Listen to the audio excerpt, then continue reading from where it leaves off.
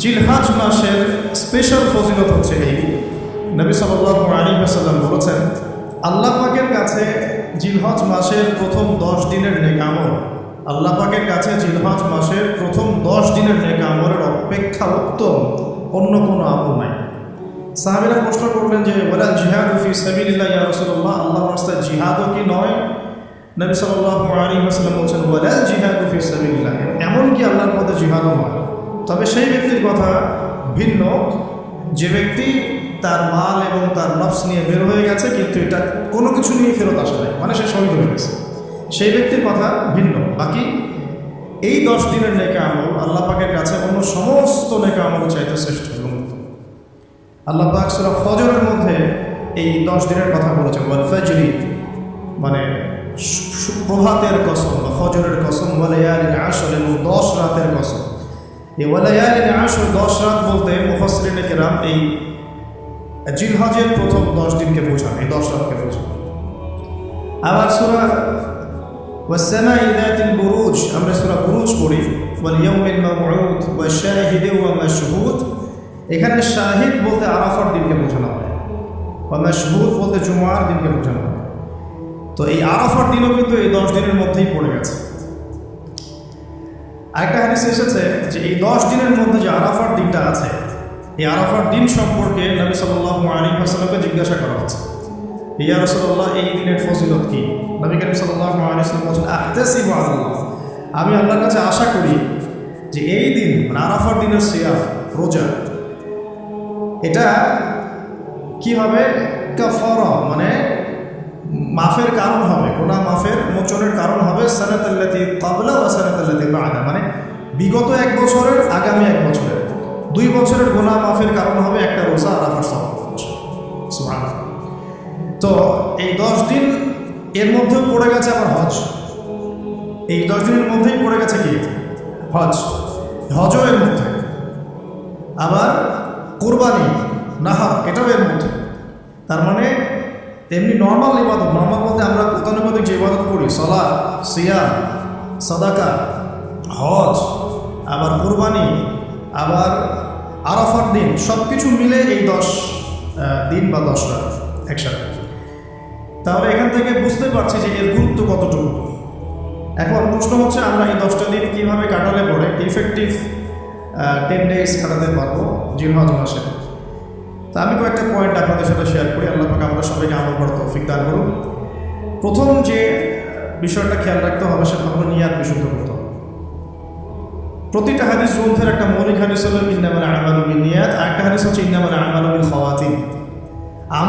আমল ডিপেন্ড করে নিয়াতের উপরে এবং আমল ডিপেন্ড করে শেষ পরিণতির উপরে। মানে একজন মানুষ ভালো কথা চলছে, চলতে চলতে খারাপ হয়ে গেল, ওই অবস্থায় মৌত হলো, তার পরিণতি ভালো হলো। একজন মানুষ খারাপ পথে চলছে, তওবা করে ফিরে আসলো, এসে ভালো পথে চলা শুরু করে এখানে মৃত্যুবরণ করলো, তার পরিণতি ভালো হবে। ইন্নামাল আমালু বিল খাওয়াতিম, আমল শেষের উপর নির্ভর করে, আর আমরা তো জানি না যে কার শেষ কখন। এই কারণে সবসময় আমলে ব্যস্ত থাকা উচিত।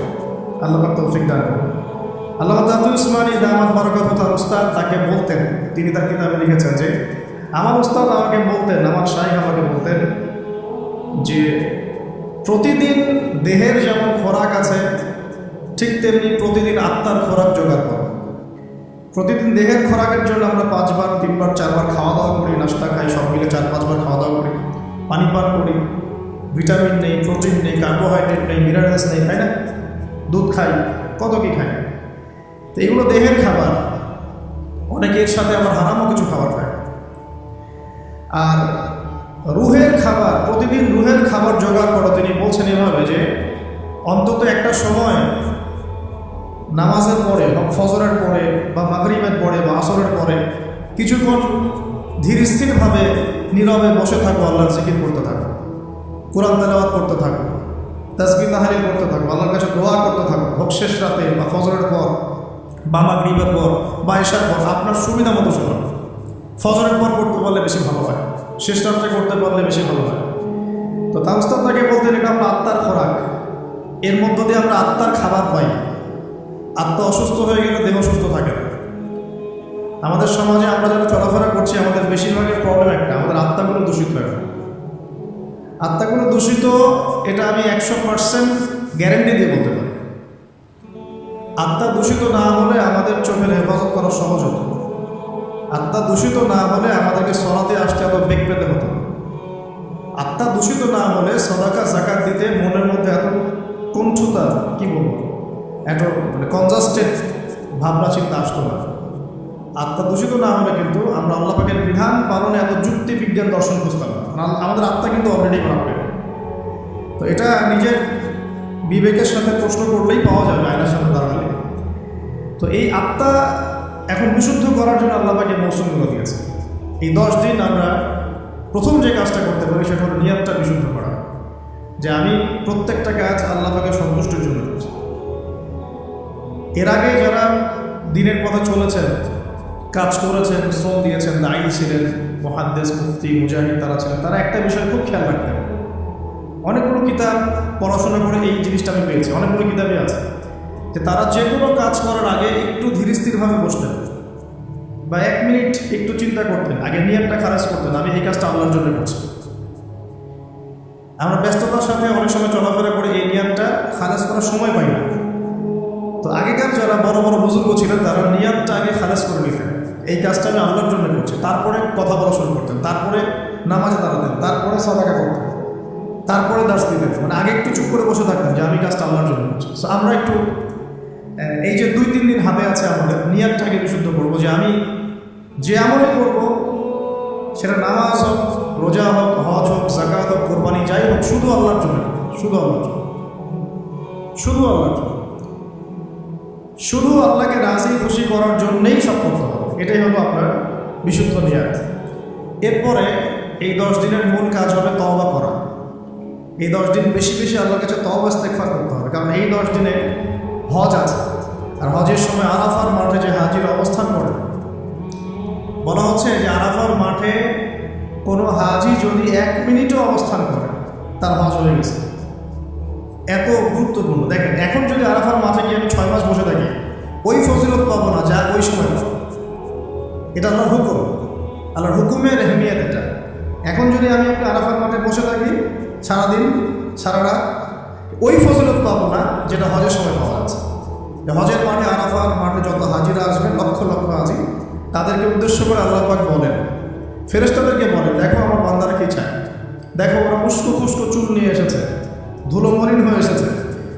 আরেকটা জায়গা আছে যে ওই দিন আল্লাহ রাব্বুল আলামিন এত অধিক সংখ্যক বান্দাকে জাহান্নাম থেকে মুক্তি দেন যেটা আর কখনো দেন, এবং ওই দিন শয়তান নিরাশ হয়ে পড়ে। তাহলে এই 10 দিনে আমরা যারা যেতে পারছি না হজে, আমাদের কাজটা তাদের সাথে একাত্মতা পোষণ করে তওবা করতে থাকে।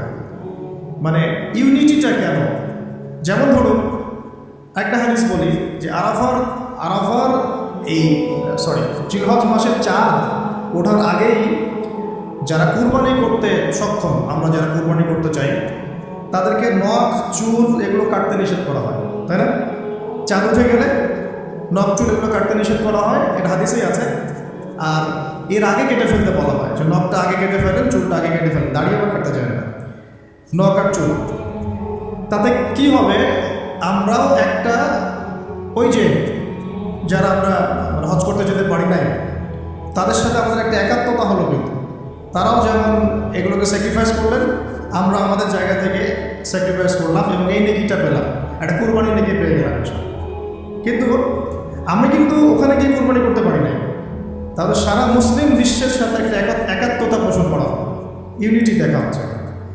তো এই জিনিসটাই ওখানে তারা তওবা করেন, আমরা এই সারা এই 10টা দিন 10টা রাত তওবা ইস্তেগফার করতে থাকবো। আল্লাহ পাক তৌফিক দান করুন। কমপক্ষে দিনে 100 বার আস্তাগফিরুল্লাহ ওয়া আতুবু ইলাইহি, এটা বলা উচিত।